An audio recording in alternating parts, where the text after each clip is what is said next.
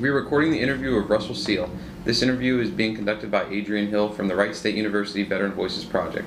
This interview is being recorded at VFW Post 5434 in Union, Ohio. It is 4:30 p.m. on September 25th, 2014. All right. Ready to go? Yeah. Okay. When and where were you born?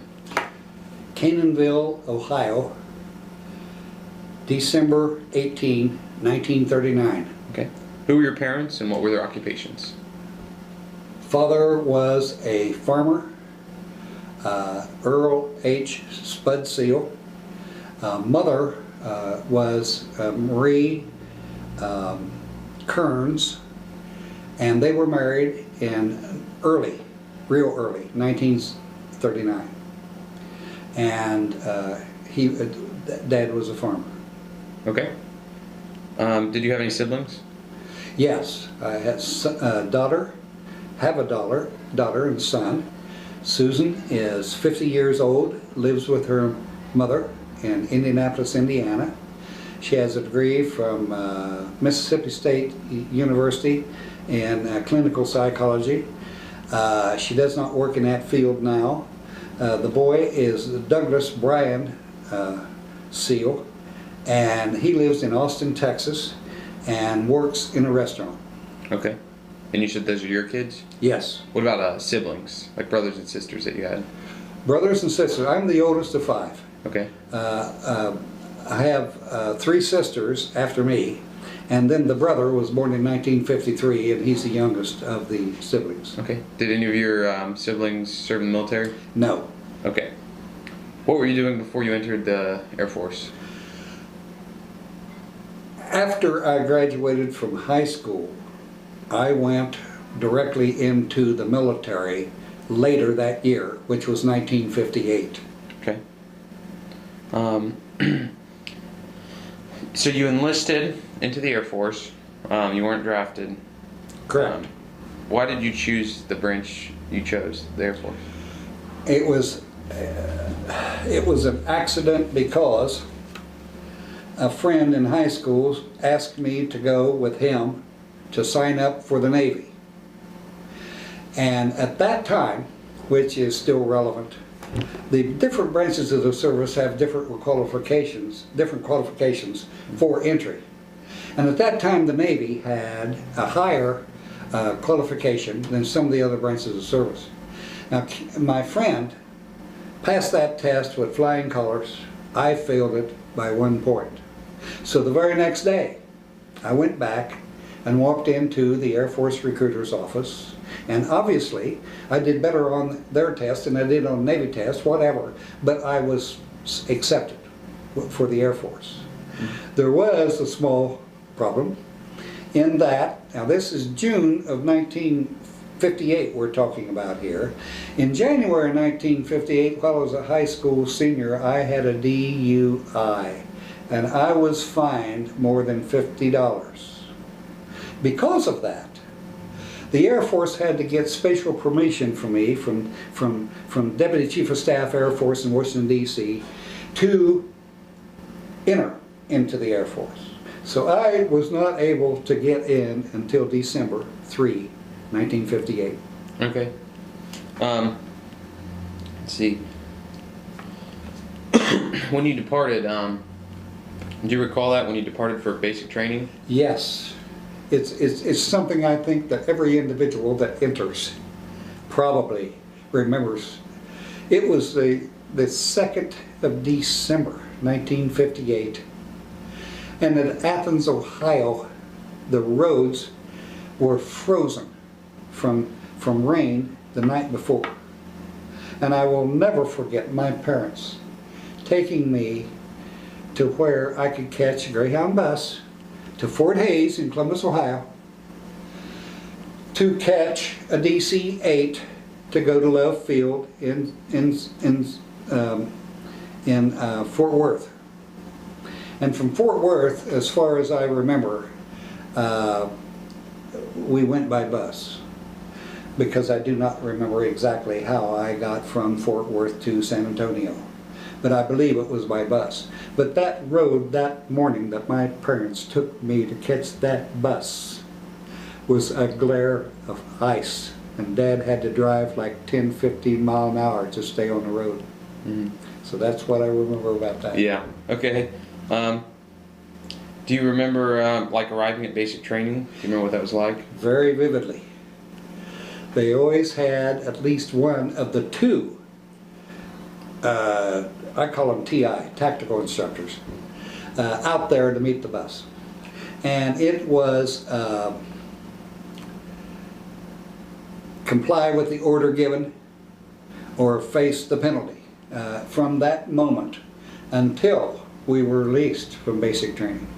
Now, if you had a guaranteed enlistment of a certain specialty, you got out of there at 8 weeks. But most of us didn't, and we had to serve 12 weeks. And the tactical instructor, that was the nose-to-nose fella, he put 15,000 people, I'm sorry, through basic training as a tactical instructor during his instructor time. And this is 1958 and early 1959. And I met him later in Vietnam at Nha Trang Air Base in 1966.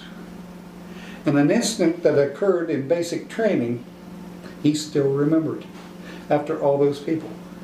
I had passed out at parade rest in front of the dining hall at San Antonio and had to have 3 stitches up inside my nose. So when I came back to the dormitory, he said, now he had a nickname for everybody, and my last name is Seel, and he called me Seel. So he looked at me and he said, how's your nose, Seel? Okay. Now, in Vietnam, I walk up to him. I said, Sergeant Keese, you remember me? He looked at my name tag on my military clothing, and he says, Seel, how's your nose? After all those years. So that was hilarious that occurred like that because of all the people he had put through basic training. Mm-hmm. Yeah. How many years was that in between basic training and you seeing him in Vietnam? I was out of basic training in February of '59, and it was 1966. It's about 7 years or when so. this incident occurred. Okay. Yeah. So do you recall any of your other instructors besides that one? Yes, Sergeant Henry. I recall my recruiter was a Sergeant Miller in Athens, Ohio, but the other instructor was Sergeant Henry. Now he was more of the individual who rotated days coming in with Sergeant Keese, but he was a laid-back type person that did a lot of the paperwork in the office and stuff like that. Now he was a total tactical instructor like Sergeant Keese was, but Sergeant Keese was a guy that was right here to make you from a civilian to a military man, and that's the best way to describe it. Yeah. Okay. So after basic training, where did you go? Did you go to your tech school? No, didn't have a tech school. Okay. Those of us who did not score high enough for a guaranteed enlistment specialty. What happened after basic training was you went to a building called the Green Monster. And this fellow that talked to me was a technical sergeant. And in that day, Master Sergeant E7 was as high as you went. There was no senior master sergeant, no chief master sergeant until 1959, 1960. Okay. At any rate, you go to Green Monster, and the guy says, boy, what do you want to be? He already knew what he was going to be, but he played the game, you know. And I said, sir, I'd like to be a airborne radio operator, sir. He said, well, we don't need these guys today. He said, how would you like to be an administrative clerk? There was nothing you could say except yes, sir. Mm-hmm. That was just the way it was. He already knew what you were going to be. So, now this is a classic. I have 2 years of typing in high school, and the man that was the instructor was one of my friends. Let's just say he liked me and I liked him. I mean, that's best. He wasn't a close friend, but anyway, I had 2 years of typing and never learned the keyboard. So I get into the Air Force, I go to my first duty station, and I'm an administrative clerk. So I'm still hunting and pecking on the typewriter, see? Manual typewriter, you know. Actually, it was that way. But anyway, anyway, my first supervisor at Altus Air Force Base, Altus, Oklahoma, was a young lady who was married to a warrant officer on the base. She was my supervisor, and she saw me doing this.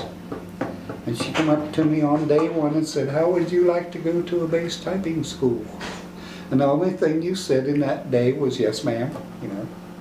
So that's where I learned the keyboard. But 2 years of typing in high school, never learned keyboard. So, what about after that? Any other specialized training?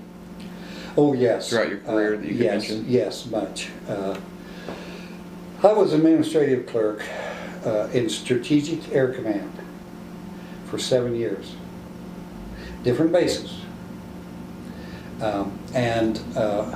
Finally, I became, in 1977, I was a general's aide in Colorado Springs, Colorado, in Air Defense Command. And he retired. So when I made technical sergeant, E6, you could be a first sergeant. And in that day, there was no training for a first sergeant. You was administrative clerk one day, you was first sergeant next day. So my very first assignment as a first sergeant was Jacksonville Naval Air Station, Jacksonville, Florida, in a radar squadron. Air Force had an 85-person long-range radar on Naval Air Station, Jacksonville, Florida, in 1977. Mm-hmm. And the individual I replaced was a E9 Chief Master Sergeant sitting in an E7 Master Sergeant position. And every assignment he got, he had a high-powered brother in the Pentagon that just got him off of the assignment. That man was there for 14 consecutive years. I've never heard of anybody in the Air Force that served that long in one place, but he did. Mm-hmm. And he's dead now. And he was from Mineral Wells, Mississippi, and he still had that slow southern drawl. And when I went in there, I was a brand new first sergeant, and I just watched him until he got out on that medical discharge that he was on, which was some couple months later after I got there. And in effect, that 85-person squadron he ran. That major that was in charge as commander, they would sit, and the two of them would sit and talk all day and were friends and all this sort of stuff. And that chief actually ran that squadron. It was an old World War II barracks. We had 14 troops living in that dorm. And so you had to have a charge of quarters at night, because if it caught fire, it'd burn up in 15 minutes, you know, that sort of thing. So anyway, I watched the chief. I watched every move he made. And finally, when he was ready to leave, he had two great big rings of keys on a 20-penny spike behind his desk. And I said, "Chief, what's with the keys? I've been watching you. You haven't used any of them." He said, "Young man, when you've been here," that old Mineral Wells, Mississippi talk, "when you've been here as long as I have, you'll know where every one of them fits." Now what it amounted to was, in that 14 consecutive years, he had changed buildings many times. So he just kept all the keys. This conversation. And then he had a green ledger book for everything in the squadron. The leave form. It was a 3-part leave form.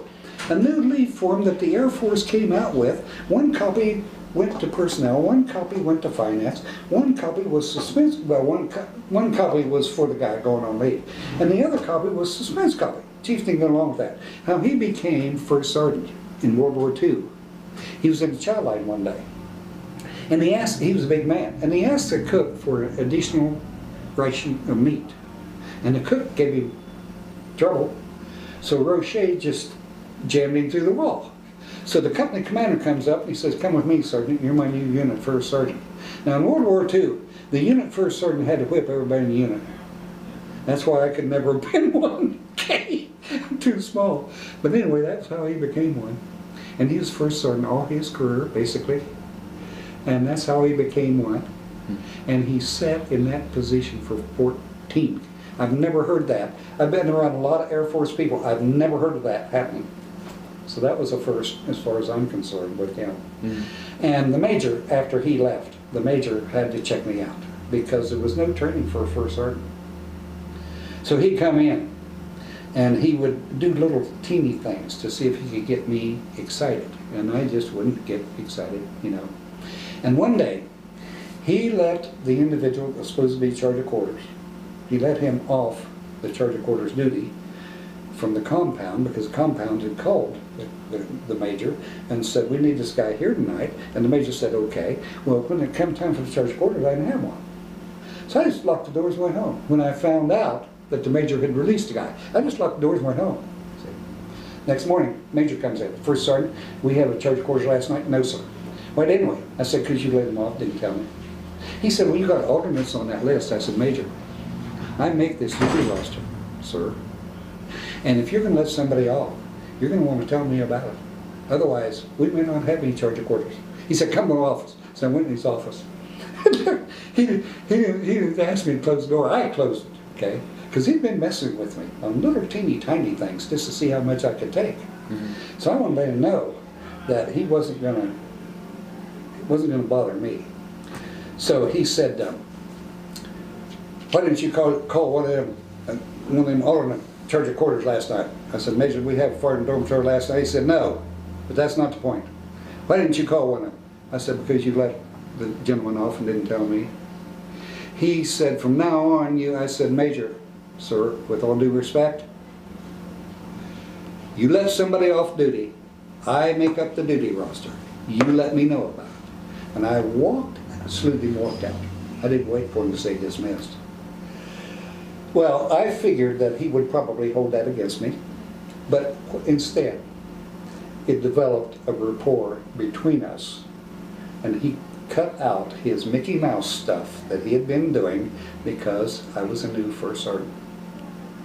And so we never had any problems on that point, and he never wrote me down on airman performance reports.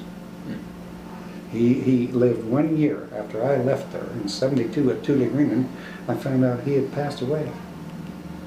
And Chief Roche, that stayed in that position all that time, lasted 1 year after his 30-year retirement. And he had a bad heart problem, and he died of a heart problem 1 year after he retired. So both of them were gone 1 year, basically 1 year after I went to Tule Greenland from that radar squadron. And I played fast-paced softball with the Navy base team in '71. And I played 26 years of fast-paced softball. So anyway, I'm playing with their team. And I get hit in the side of the head with a pitched ball. What it did, it destroyed the support under this left eye, but not the eyeball. Didn't break the bone, just destroyed the support. So the Navy surgeon put that back together, no problem. But all the blood vessels in the left side of my head, because I'm a right-handed batter, was, bad. And I'm down on the ground seeing some stars, but I'm getting up to go to first base. And Frank McCafferty had been a Philadelphia Phillies baseball player. He was our coach. He said, Seel, what are you doing? I said, I'm going to first base, coach. He said, you're going to the hospital. Okay. So I spent a good week, if not more, in the Navy hospital. Now, when you're in the Navy hospital, if you can work, that puts you to work.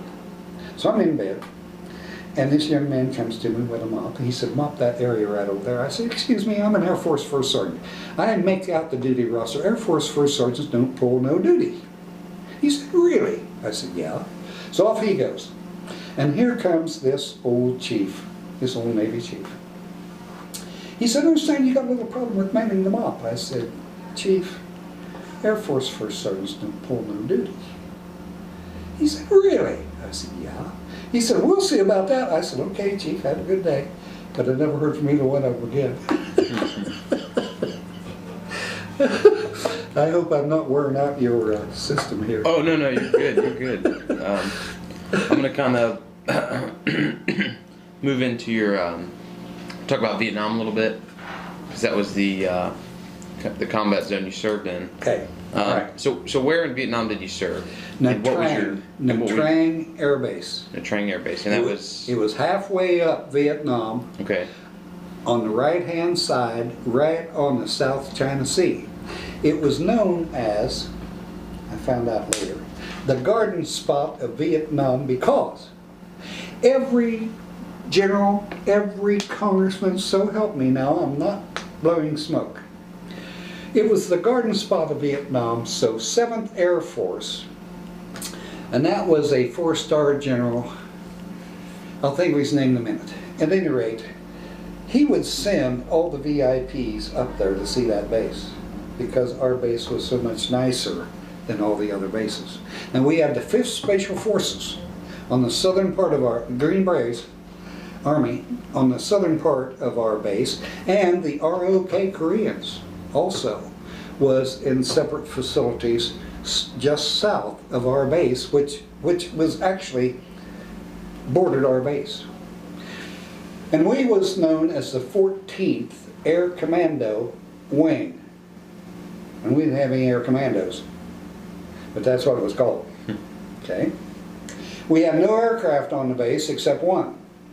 There was an A-1E propeller that carried a lot of armament, of course, that anybody that knows Vietnam would know. Had no other aircraft, but that aircraft the wing commander used, he was full colonel. We had 3 full colonels on that base, and the Colonel, I can't think of his first name. His last name was Bradburn, and he was so well liked by everybody that I never heard anybody talk bad about that man. And then we had a base commander, and we had a deputy commander from Material. So when I'm clerk at this time, so I go to work in the deputy commander for Material's building, but not working for him. And when I got there, there was all kinds. I was a E5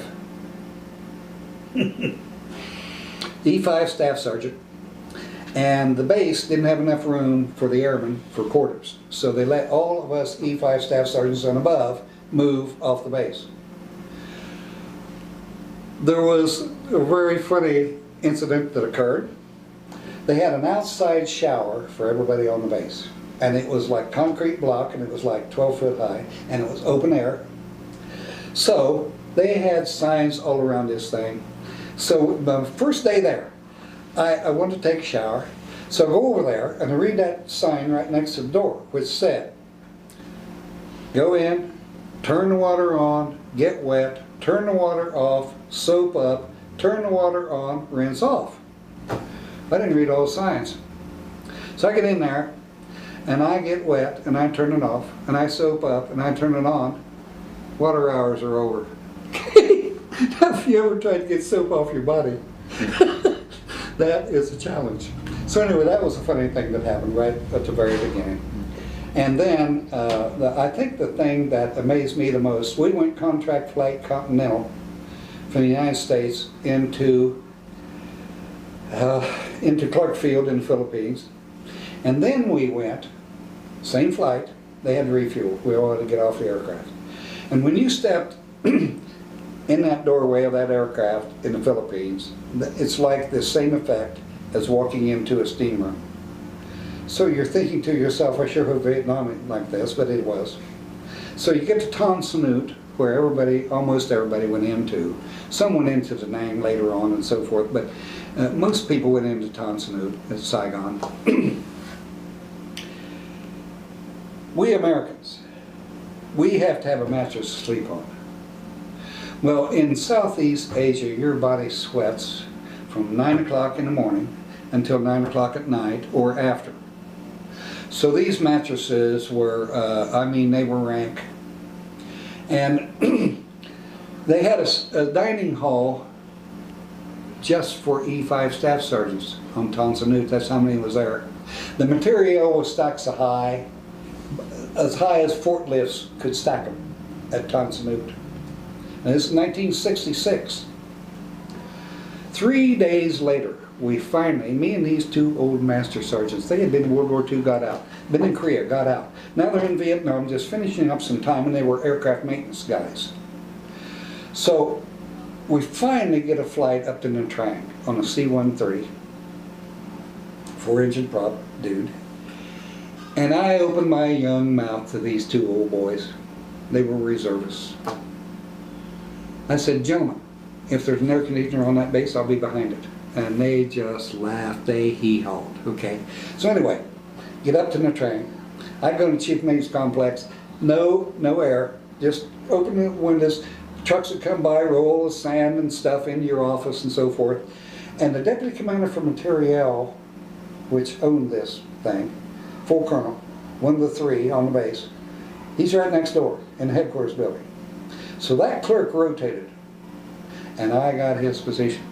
Now looky here, I'm not going to use no bad language here, but when Tom and Jerry come up to see me in the old place, the guy said, Seel works next door, man. Now, this was after a couple months getting there. When they opened up that door and that air conditioning hit them in the face, it was the longest string of profanity I've ever heard in my life. And that full colonel come around his door facing, and he looked in there. It was Chief Master Sergeant, it was maintenance, it was a Senior Master Sergeant Supply, and me next to the door, Staff Sergeant. And that colonel looked around his door facing, he said, I just want to make sure nobody's getting hurt in here. Now, Vietnam, what I liked about it, a couple of things. Number one, as a clerk, I did not have to get out into the jungle. All of the vegetation for a mile around the base. Now, like I said, the South China Sea was on the right of the base, so you didn't have to worry about that.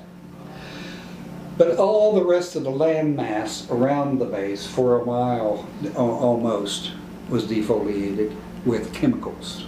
Now, everybody calls this stuff Agent Orange, but I'm here to tell you right now, the chemical companies, because I'm a Vietnam Veterans of America Life member, and I get all these publications on all this stuff that they used in Vietnam. And I'm telling you right now, Agent Orange is just a name for something. These chemicals that were used over there were many different types of chemicals. And the chemical companies didn't tell the government. The government said, I want to defoliate the jungle. That's basically all they said. But these chemical companies, DuPont and so forth, they were putting chemicals into these drums that the government didn't even know what it was. So this is why guys came back that had to wade through the stuff, got the wife pregnant, the kid was deformed, etc., etc. I mean, the chemicals were not just Agent Orange. Mm-hmm. It was many different types of stuff. Okay. So you said you were a clerk over there? That Yes. was your job, so you did a lot of admin Yes, type stuff? exactly, yes. Okay. Yeah. So did you ever, was the base ever under attack or anything when you were there then? Or I don't know how much of that kind of experience you got when you were there. From 66, which was like June, until June of 67. The height of the buildup, personnel-wise, in Vietnam was 67. The only way that they could get in to our base was during the monsoon period, because it rained so hard that you wouldn't be able to see a person standing 15 foot from you.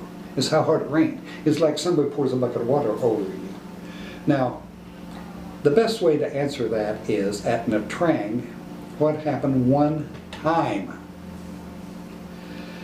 They came down a stream and they put satchel charges in UH-1s of the 5th Special Forces and put some satchel charges in the dining halls of the ROKs and the 5th Special Forces. I can't give you a month or how many people died or anything on this because I never saw any figures. But in order, like I say, sampans down the river, in order to go to do anything against an enemy in Vietnam, you had to have permission from headquarters, number one. Number two, they had to get hold of the Providence Chief. And if the Providence Chief said no, there was no action. Now, all these people were Vietnamese, of course. What happened on that special thing was, we had an AC-47 minigun ship. Now, are you familiar with that aircraft? I'm not. All right. It had 2 miniguns on the right side of it, and it was a C-47 that was used in World War II, okay, but it's still in service after all this time. There was 2 miniguns on the right side of that aircraft that could put a 7.62 bullet every 3 inches in the ground. And when it fired, it was an uncommon amount of firing per minute. But when it fired, it was like that. That's exactly the way it sounded, okay? And they had tracers in it, and you could see where they're hitting in the ground and so forth, okay? Which is what they use for control of their... Now, the aircraft had to be banked to shoot. You could not fly along straight and shoot down to the ground. If you had a target as an AC-47 pilot or co-pilot, you had to bank to the right to hit that target on your right. As far as I know, there was no other weapons on that aircraft except those miniguns. Now the AC-130 had 4 of them on one side. And there, either aircraft, when Charlie was pinpointed by a what they called a FAC, a forward air controller. Now this guy could be a full colonel, he could be any grade of officer. And he was in a Cessna, 1 engine. He didn't have no armor, he didn't have no way to protect himself. He was a forward air controller. So he would be called in by a ground person. And he had a rocket under each wing. 1 rocket. And he would mark that target with a rocket. Now the fighters in the air would come around and hit that area. They were already airborne. There was communication between forward air controller and the aircraft in the air, and the ground controller, who could be a Marine, Army, Air Force, whatever. But that's how it worked. You didn't go into nowhere without the Providence chief knowing you was coming. And you frequently dropped leaflets or a tape of their language that you were coming in. This was mandatory by headquarters because it was mandatory by all the people in the Pentagon and so forth. So you didn't go in unannounced. Now that was how we had to fight. This is political stuff. Just like all the wars we've fought, there have been certain political things that really hurt the object of why we were there. And Vietnam was lost by the politicians, not by the military. That GIAP, G-I-A-P, North Korean, North Vietnam general, he didn't have to go through that stuff. He knew when we were coming, basically, in a way. Now, yes, we wiped hundreds of them out, yes. I know a Marine right now that was in 3 operations. And his company was short manned. They were like 130 instead of 150 or 60 or more. So they went through 3 Union 1, Union 2, and Tuscaloosa exercises. 14 of them walked out because they knew they were coming. And so we had to fight. Richard Nixon said we weren't Laos. Well, we were. Cambodia, Laos. Now he did that for a reason. I'm not bad-mouthing him. I'm simply saying politicians.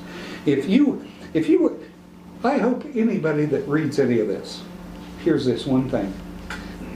Get on Google and type on the computer and type in poem, Just a Simple Soldier. Have you ever read that? If not, I'll bring you a copy of it if you want me to, wherever you tell me to bring it. I can. Or I'll send it to you at your house. It's on the internet. Well, probably, but I'll send you a copy of it if it's not. What it talks about is war, and how in the newspaper our people who are dead are not talked about. It is so wonderful from start to finish. And it is 100% truth. Douglas MacArthur did 52 years for our country. From '03 out of West Point, #1 cadet. Got on his dad's staff in the Philippines. His dad's highest ranking general in the Army at the time, or as high as one. Lieutenant General. Until World War II, 3 stars was the highest rank of general officers in our country. Okay, he went to be on his dad's staff as an engineer. Got his hat blown off in the jungle at one point. 52 years for his country. And when Harry Truman relieved him in 1951 in Korea, yes, he should have been relieved, because he was making policy for our government. Harry had every reason to relieve him. But, the end result, we're still North Korea. Had Douglas MacArthur been allowed to do the 4 things he wanted to do, there would not be a North Korea, okay? Now, George Patton stands beside Eisenhower in Berlin when the war finished.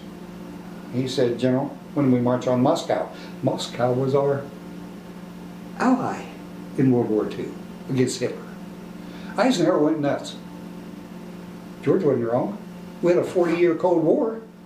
Okay. See, these people that can see down the road, that are military people, our government so many times has not listened. In case you don't know, there have been 9 5-star, now this is the key, 5-star flag officers made by our country. 5-star flag officers don't necessarily equate to number of stars. Here's an example. First one, Major C. Marshall, 16 December 1944. Second one, Douglas MacArthur, 18 December 1944. Third one, Dwight Eisenhower, 20 December 1944. And then you had 4 Navy admirals. And each one of them got a 2 days different grade, because they wouldn't make these guys with the same time, okay? So you had King and Leahy in Washington, and then you had Nimitz and Halsey in the Pacific. Then you had a guy that was actually made twice by our Congress, Henry H. Hap Arnold, Army Air Force. Harry Truman made Department of Defense in 1947. They had made Hap Arnold right before that. So they had to turn around and make him again, because there was no more Army Air Force, just the Air Force. Okay. Now they left it with the same date of rank. But the 9th one, Omar Bradley, 1950. So, after World War I, the Congress made Blackjack Pershing General of the Army. Didn't have a thing to do with stars. He was just General of the Army. No one outranked him. Okay. Now under Bill Clinton, I think, Congress came to him with, want George Washington, I want no one to outrank George Washington. Here again, doesn't have nothing to do with stars. It had to do, no one outranked him. General of the Army, for all time, for our country. But people get this, especially when they're doing trivia stuff. They get this General of the Army mixed up with stars. I had one guy, one night, he said, who's the only 6-star general this country ever made? Country never made a 6-star general. They made George Washington General of the Army. Didn't have nothing to do with stars. So, that, in case anybody ever brings this up to you in the future, you'll know there were 9 of them. And you can get that off the internet. Their dates of rank and all this sort of thing. Yeah. Okay, what else? What's next? We'll move on, yeah. So, you said you saw a lot of these deforestation, you knew what was going on in Vietnam. I mean, you could obviously hear it and stuff like that. How did you feel about that? I mean, did that bother you at all, knowing what was going on? Well, number one, while I was there, I did not know what was going on, all right, other than what was happening at our base. We had the 20th Helicopter Squadron, UH-1s. They had no armor. They had no way to protect themselves. They were not weapon helicopters. They would go out and they would take people in and they would bring people out and stuff like that, but they had no armor, no weapons. So, 4-star General Bruce Holloway, who I'm pretty sure was one of the original Flying Tigers in China in World War II. He was Deputy Chief of Staff of the Air Force. He came to train. So I'm driving for him and the wing commander. And the wing commander is saying to him, General, we've been trying to get PACAF at Honolulu to approve a Class 1 modification so that we can protect ourselves in our UH-1s. We're getting all kind of ground fire. We can't do nothing about it. We just have to take whatever's coming up at us. Holloway says, Colonel, do you have your paperwork? And he just handed it to the general. And Holloway said, when I get back to my office, I'll work on this. It wasn't a week until we had on a strap in the door an M60 machine gun. Now, the reason why PACAF wouldn't approve it is they could get off balance and shoot themselves down by being where they could turn that thing 360, you know. So that's why PACAF wouldn't approve it. But after we got that, then things were different for the people in the 20th Helicopter Squadron. And I learned so much from senior officers. I worked for a lot of colonels. I, as a first sergeant and as a clerk, or vice versa there. But anyway, I learned so much from the senior officers who had had all this upper schooling that I never had a chance to have, for example. Little tricks that they would do. For example, if they didn't know you and they asked you a question, they would ask you a question they already knew the answer to see how you answered them. Okay? That was, and this is generals to full colonels type stuff, basically, okay? Or if they heard something that was totally wrong, that sort of thing. They all had a pen and a pad, and they wouldn't write something down in front of you normally, but you can bet they would write it down later, and they would give it to their secretary or whatever, give this back to me in 30 days, and people couldn't understand how they never forgot anything. So I learned this kind of stuff from those senior officers, and it really helped me when I was a first sergeant. My last 9 years, well, basically my last 9 years, I was a first sergeant. I had huge units at times, especially the last one at Wright-Patterson. It was a communications group, and we had a headquarters out west. Now, there's no headquarters communications. All communications on a base report to the base commander. So there's only one thing. Now, my retirement was on the last day of December, 1984. That was my 26-year mandatory retirement. Couldn't stay no longer. Now, we go out there to shop, and I see all the uniforms and all the people and how they look and all this sort of thing. The only thing that I can say that is totally wrong is you can't call an office and talk to a person. You got to go through a menu, and you better hope that you know what menu you want to talk to somebody in, or else you're still sitting out there wishing that somebody would pick up a telephone. See, that's one thing. When I was in, somebody answered the phone when there was a call. Now, the other thing is, there's only one thing that has not changed since I got out. One thing. The officer grade insignia in the Air Force is still the same as it was when I was in. From second lieutenant to 4-star general is still the same as it was when I was in. Every single solitary else thing has changed. All the uniforms many times, all the stripes several times in enlisted, and stuff like that. It is different from the standpoint of if I was called back, which it wouldn't be because of my age, but if I was called back, I'd just about have to start through basic training again because of every single thing. For example, we had regulations and manuals to use to do our jobs. Now it's called an instruction, and you just print it off the computer. Standards of dress and appearance. You just print it off the computer. There's no regulation manuals anymore. So anyway, what else? Can you tell me a little bit about what coming back home from Vietnam was like? I flew in to the West Coast. Then I flew to Bear Field in Fort Wayne, Indiana, because my wife, my first wife, and my 2 children was living in a little town called Warren, which wasn't that far from Fort Wayne. When I landed,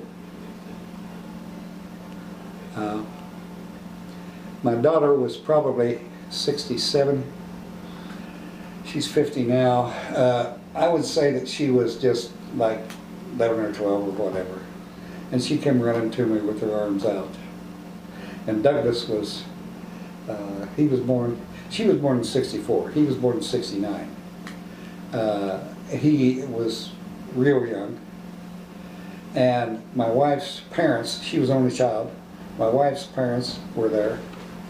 And we had parked our mobile home because I went to Vietnam from 8th Air Force, Westover Air Force Base, Chicopee Falls, Massachusetts. And I volunteered to go in 65. I got it in 66. But landing at Bear Field, I've got a calendar right now that is a military something calendar, and it's got a picture of this young girl running toward her daddy, who is kneeled with her arms out. I can get emotional over stuff like that, and that picture just is exactly how it is. When you're gone from your family with young children for a year, even a year, it's something to come back. I've got a, well, he married my sister's daughter, whatever that makes him. He's a full colonel in the Army Reserve. And every Christmas I see him, and because he's a medical doctor, when they go to Afghanistan or Iraq, normally it's for a 6-month thing rather than a full year, normally, okay? Now he's been overseas doing medical work 3 or 4 times. And if you can remember the little child that was highly publicized in all the newspapers in America for this big goiter type thing that it had under its chin. Todd Frederick, my relative, was the individual that was responsible for sending that child back to Wright-Patterson, got it operated on, got it back overseas to where it came from. I think that probably was one of the things that helped him make full colonel. But he was over in Afghanistan about 3 years ago, and he called his wife, my sister's daughter, and he said, tell all the relatives to write their congressman. I've just been notified that no person on this base, and it was huge, can correspond with their relatives by any means. There's no letters coming in, there's no letters going to go out, there's no nothing by Pentagon. Now what the Pentagon was doing, they was getting ready to start phasing down the base, and that was why they said what they said.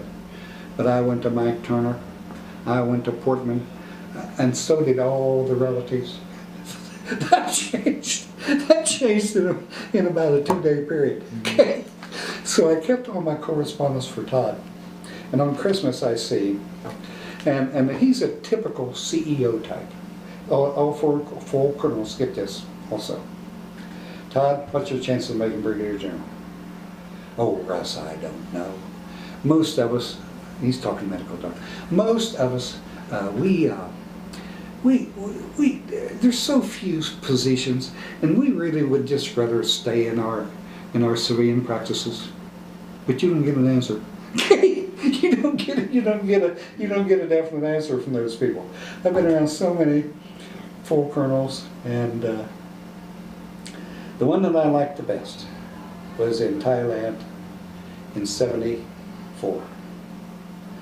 And he had been down at Bergstrom Air Force Base as Deputy Commander of Operations, and I was non-commissioned officer in charge of administration in that group. Now, I had worked with his chief master, and I never said nothing to him. I would go out on inspection trips with him because we had to inspect guard units west of the Mississippi. So I'd been out on inspection trips with him, but I never said nothing to him. He never said nothing to me. But anyway, I worked with his chief, so he knew me through the chief. When I found out he was going to do during Thailand, I called the chief. I said, I want to come talk to Colonel. He said, come on down. So I walked in. I reported. I said, Colonel, I understand you're going to do during Thailand. He said, that's correct. I said, sir, if you need a clerk over there, I'd like to go with you. And I was ready for him. He said, well, Sergeant, how do we go about that? I did something nobody had ever done to him in his entire career. And he wasn't that far from 30. I picked up his phone in front of him, dialed Airman's assignments at Randolph, Texas, handed him the phone, saluted, left his office, and never asked. Okay? Now, he leaves. I get 2 letters from him. First one said, when are you coming? That was all it said. The second letter, 2 weeks later, said, why aren't you here yet? I'm serious. This happened. So I landed due north Thailand, 2 o'clock in the afternoon. And the staff started to come to meet who was going to work for me, and he was like this. And I knew basically about that. But anyway, I said, started taking me personnel, let me sign in, take me to the unit. Now this was a fenced-in compound unit. Headquarters. And Combat Reporting Center was down here, and that's why we were there. Those people did all of the stuff about everything going anywhere in Vietnam. They had to report it to the right people at the right time, blah, blah, blah. Okay? That's why we were there. At any rate, Colonel Davis, Richard G. Davis, he was originally from Toledo, Ohio. He's dead now, '07. At any rate, full colonel, and I'm non-commissioned officer in charge of the orderly room, you might as well say. I had 3 sergeants working for me, and I worked for the prettiest first lieutenant female that ever lived. I'm serious. Her desk right inside the door. Every person in that unit had to come through during the day to say hi to Lieutenant Colonel because she was single. Okay. So, assigned in personnel, he takes me to the office, and I stepped inside that frame of that door and stopped because I knew how Davis was. On those inspection trips, he would do stuff which was proper. He would reach behind a big filing cabinet and pull out a bunch of charts and put them down on the floor. He said, they're back there, you don't need them. And he would look on top of everything. If it's up there, you don't need it. And he would open up a big cabinet of pencils and paper and all that kind of stuff and stuff fall out on the floor. He said, my, you use a lot of this stuff, don't you? You know, that sort of thing. Or how the floor looked, or so forth, so on and on and on. And so I knew how he was. So I stepped inside that door at her desk, and I looked around. Everything was not like I just mentioned to you. So I said, Lieutenant, would it be possible for me to speak to you, ma'am, in the corner of the room? She said, certainly, because Dave started told him, new dude coming in, okay?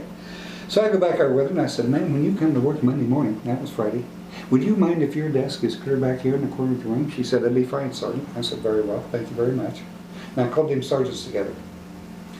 And I said, gentlemen, this is Friday we're talking about, tomorrow's Saturday, and they're all off.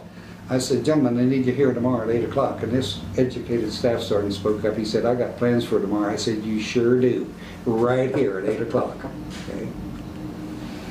Look, Davis normally didn't come in on the weekend. He would come in at 6 o'clock in the morning, and the Combat Reporting Center would have to open the gate because everything was compound and let him in.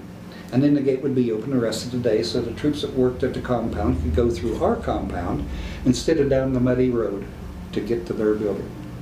And it was muddy, I'm telling you. Snakes and so forth and so on. Anyway, we cleaned that place up. And Davis, for some reason, came in that weekend to get something out of his desk or whatever, do a little work or whatever. He looked at that place. So Monday morning, he waited till 8 o'clock, and everybody had to be there. instead of 6. He waited till 8, and he stepped inside that door just like I had done, and just loud enough for us to hear. He said, "Well, I'll be damned, there must be a new non-commissioned officer here now." Now, the only time I ever crossed him, we had a car stolen out of that compound. So he passed the word to the Combat Reporting Center and all of us. They'll let me in the morning, that gate will be locked all day. Now that meant that all the people going to the Combat Reporting Center had to walk down that terrible place to get to their work. And by the time they got there, their shoes and the bottoms of their pants and everything was all, I mean, it was super bad. So I went to him, because they were coming to me. They didn't like the first sergeant, they were coming to me. I went to him, I said, "Colonel Davis, we've got to do something. The troops at the compound are really complaining about their standards when they get to work." And he wore these little half glasses to do his paperwork, and he would look at you like this, you know, while you're talking to him. And he would say, "Sergeant, that policy stands." And I'd salute and get out of there, see? So 2 weeks later, everybody except that major that worked down there that was afraid of that colonel, everybody's coming to me, and they're complaining about this. And I went in again, and I said, "Colonel, we have to do something about your policy." I said, "Everybody down there is complaining to me about this." He said, "Sergeant, that policy stands." So what I did was, I called the compound. Now this was a Friday. I said, "Do not open that gate Monday morning for Colonel Davis. Do not open it." And they said, "Excuse me." I said, "Do not open that gate Monday morning."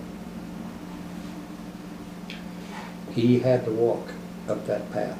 He had to park his Jeep out there at the gate. He had to walk up that path. And he came to the orderly room. And thank God, he and I were the only two in the place. Because he was so livid, his chin was quivering. And he said, "Sergeant Seel, I'm going to my trailer and change my clothes. And when I get back, you have that gate open for me. And you give me time to get in my office. And you come in my office." I said, "Yes, sir."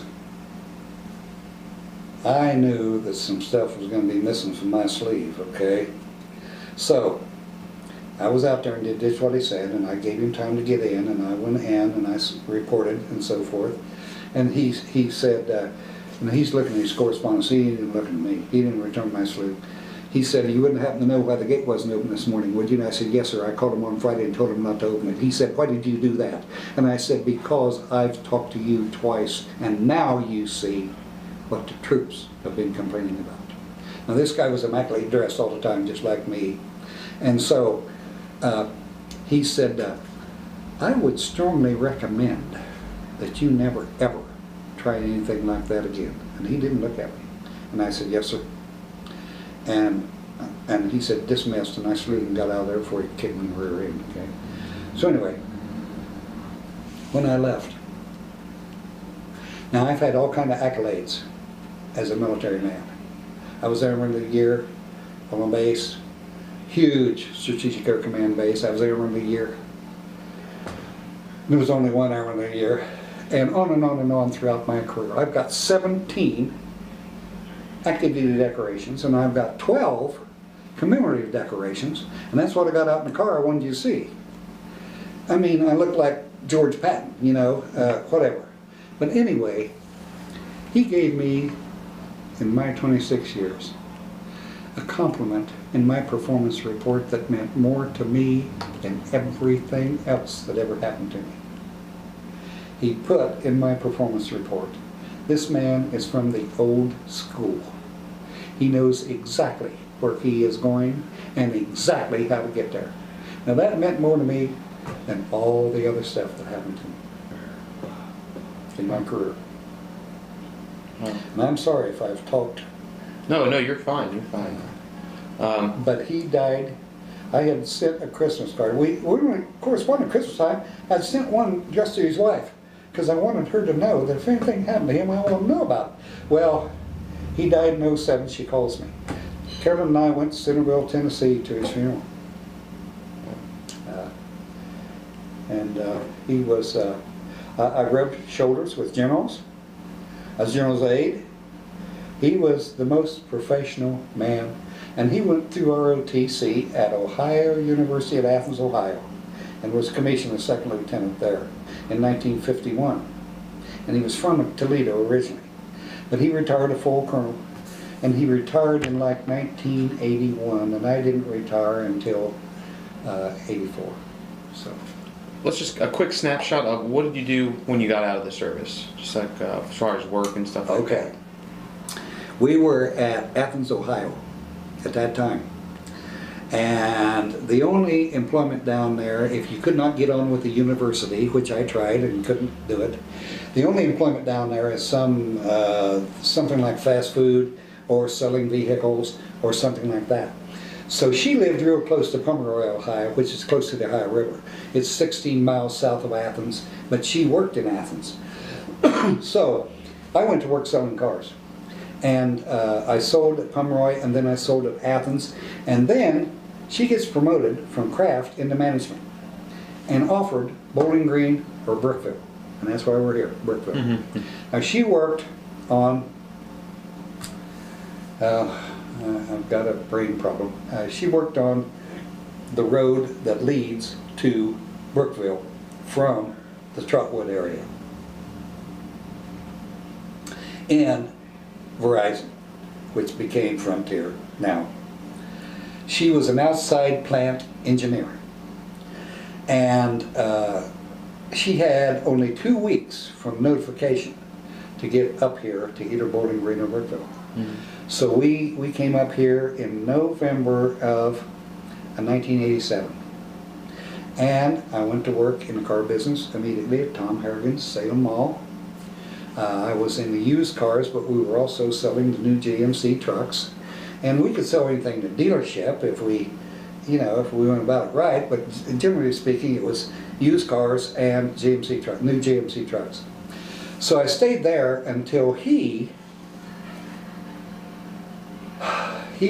went to Loop Road in Centerville in a Chrysler outfit, and he wanted us salespeople to go with him, and he made us some promises if we went. So we went, and he didn't live up to the promises. So after about 45 days, I moved out of there, and I went to Arena Dodge up in Trotwood. And I worked there for like a couple of years, and I didn't like their operation, the way they did their operation. I worked in used cars. I didn't really sell anything new, but I sold quite a few used cars. And so I stayed there a couple of years, and then I went to work for a guy who had his private used car lot right on Route 48, right next to the VFW there, 7741 VFW on Route 48, before you get to Westbrook Road, if you're going south. Anyway, I worked there for him for a year, and he lost his mother, and he lost his family, and on and on and on. He went nuts, so I'd only stayed there a year with him. And then I went back again to Arena Dodge, but I sold total. I ended up at Castrucci's at the Dayton Mall. Both of those huge lots down there, one's on 741 and one's on 725, right by the Dayton Mall. And I worked on both those lots from time to time. And the last day of December of 1995, I heard of a sales car manager that was coming in to be our manager at the 725 lot. And I'd never seen him or worked for him, but I heard a lot about him. And I was already retired military, that's the thing. So I knew it would just be a short period of time until he and I was nose to nose on some of those Mickey Mouse issues that all those dealerships have. So I just walked out, and I've never been back. Now, from there, I mowed grass on the golf course at Pinterra at Lewisburg, Ohio, for a year. And then I was waiting to get on where my wife worked at GTE, at Verizon. And finally, this guy got out on medical, and I got his position, but my job description was temporary part-time, which was 365 days a year. Okay? So I worked in that job for like 2 years, and I would do everything I could to help the line crews. I would put out the flags, I'd pick the flags up when they were down, I would help them put poles in the ground, I would help them with any job that I could help them with, but I didn't climb poles, and I wasn't a professional lineman, okay? So anyway, that went on until my age of 61, which was, I think, 2001, right in there. I'm 75, I'll be 75 in December. So I worked that period of time, and then I was losing 40 cents out of every dollar I was making to Bill Clinton's administration because of our combined salaries. She was an outside plant engineer at this time, etc., etc., etc. And I haven't done a thing since age 61 except play golf or whatever I wanted to do. And I've been very, very active in the military posts, and especially in the VFW, because I think that although I have nothing against Fraternal Order Eagles, where we've been very active, or American Legion, or VFW. I don't have nothing against any of them because they all give thousands of dollars to charities every year. And so I've been very active. And I won't go into all that except to say that most of those organizations, and I'm talking about fraternal orders, military posts, and service organizations, Elks, Moose, etc. Most of them, Congress mandated that they would be a 501c blip blip. Now the blip blip determines what organization, okay? But the 501c means that they're tax exempt for some things, okay?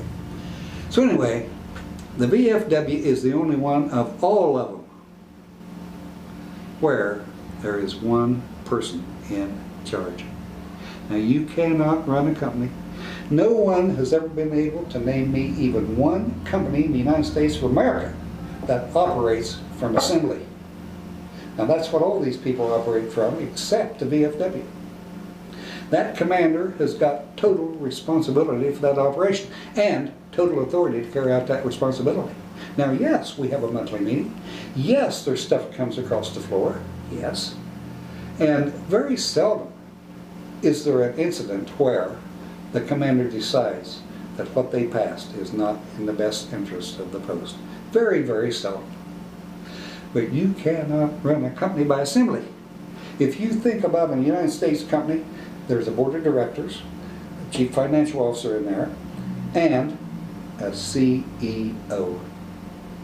Now they can do whatever they want to feed him information, but that CEO has got the final determination on what's done.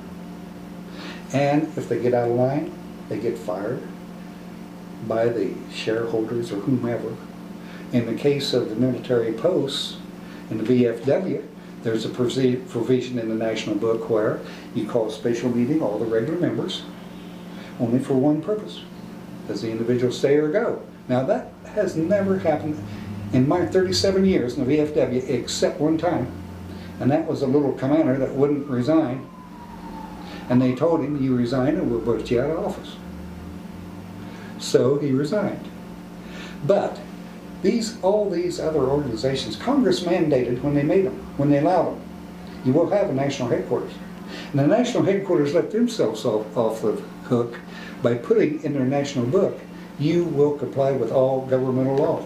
Okay? Go ahead. Next one. Sorry, I just wanted to, I keep from dying here. Is there, how do you feel about the, now that you're out, and you've been out for a while, and, you know, worked other places and stuff like that, how do you feel about the military and how it affected your life in general? How do I feel about it and how it affected my life? Yeah. How do I feel about it right now? Yes. That poem I was telling you about, Just a Simple Soldier. Mm-hmm.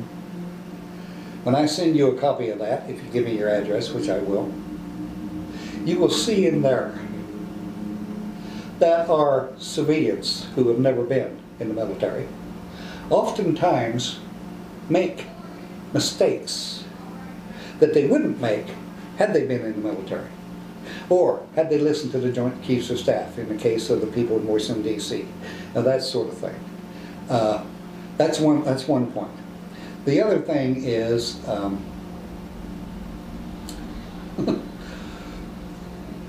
what I see now is that we are as a country, if I can go into that, in my opinion. The man that's in office now the country was 9 trillion in debt when he came in.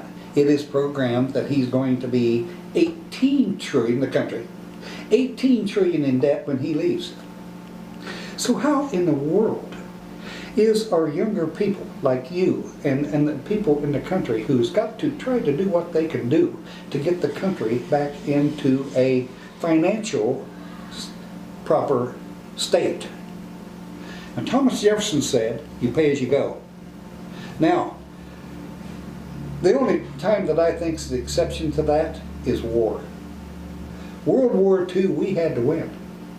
If we and our allies had not won, we'd have on the Nazi armband. We wouldn't be sitting here now. We would be a part of Adolf Hitler's 1,000-year Reich, okay, which was what he was after. So, there are very few congressmen and senators right now that have any military experience. So when you come up with where we've got to come up with some money, the very first place that's looked is defense. Always. It was that way while I was in. It's still that way now. This new bunch of people overseas who are beheading people think that they cannot be stopped. But they can. And they will be decimated to the point where, because of all the people that are going to be fighting them. That's one thing I got to hand to our president right now. He is getting all of these other countries to be against those people, and that's proper. They are as bad as the Gestapo was for Germany in World War II, if not worse. And so they will be stopped in the end, but it's going to take a while. Is there anything else there that you would like me to just kind of how it affected your life. That's your feeling. how the military affected my life? Yeah, just Okay. what it taught you. Okay, all right. I went in at age 18. I came out at age 43, 44, 45. Had they let me, I loved it so much, I would still be there today. Like I said, MacArthur did 52 years. I would have almost 60 now. I would still be there. Because as a first sergeant, you had an opportunity to help people. And I liked that. Now, you also had the opportunity to do things that the people didn't like. You know, some people would not perform to their skill level that they had on paper. So there were cases when I got a few people back to the one underneath what they had so that they could come back up again because they weren't doing their job properly.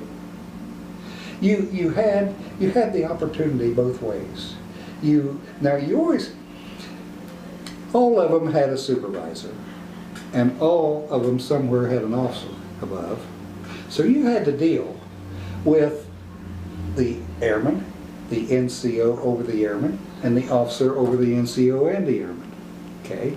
You had to be, whenever you were wrong as a first sergeant, there was normally something that occurred that woke you up.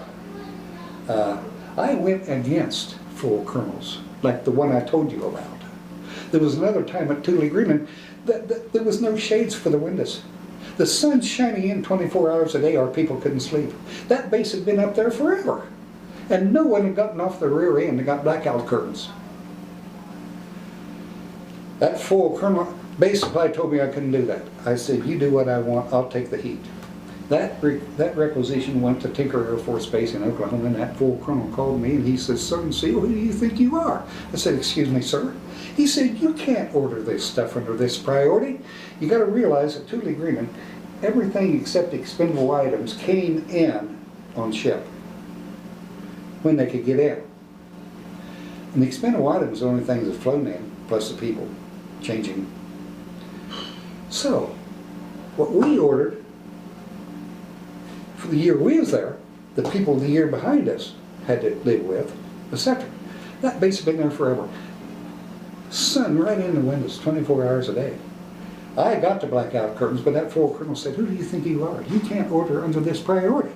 I said, "Sir, do you know why I did that?" He said, "No, please tell me." I said, "Because I knew it would take this kind of priority to get someone's attention." He said, "Well, you've got my attention. I can't do this."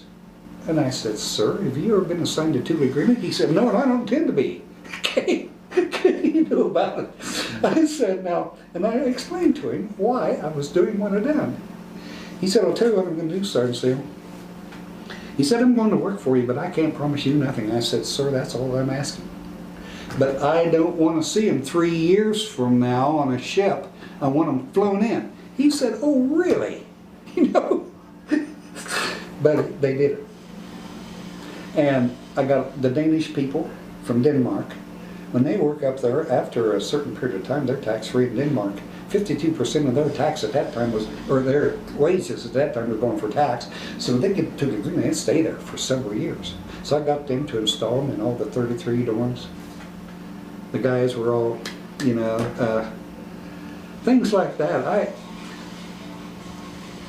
The full colonel, 15 miles up the mountain, he came in new.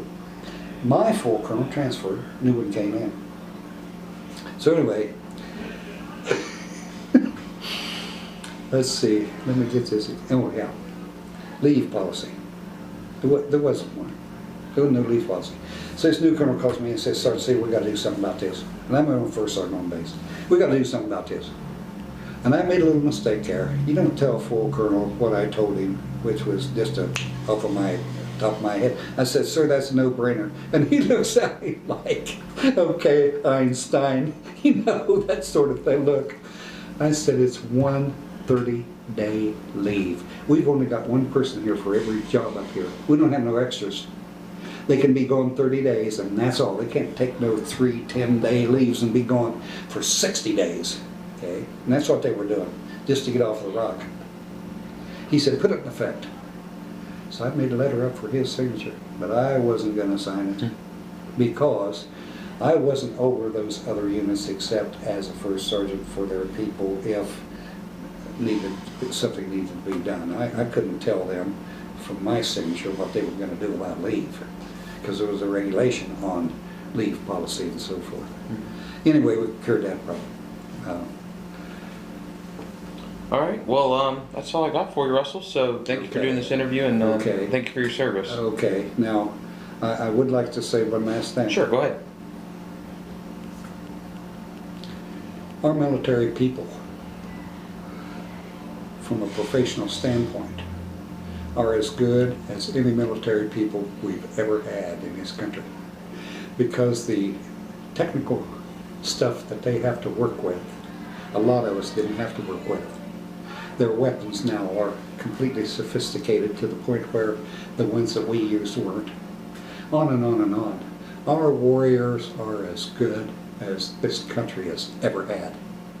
And they will come through when they are asked. I've got a nephew who is operating the drones. Right now, he's 11 years, and he's an E7, which is almost unheard of. I've talked to his dad about getting him into an officer candidate school and so forth because he's so brilliant. And I don't know what will happen, if anything. But he's in Australia now, operating drones. And that particular job right there, you talk about a future. I mean, it's going to be a future for a long period of time.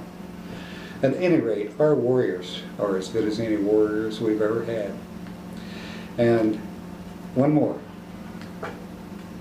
Audie Murphy in World War II is on top of this burning tank with a machine gun, and he's killing Germans that are real close to him. And he called in artillery right on himself. And the artillery officer says, "How close are they?" Murphy said, "Wait a minute, I'll let you talk to them."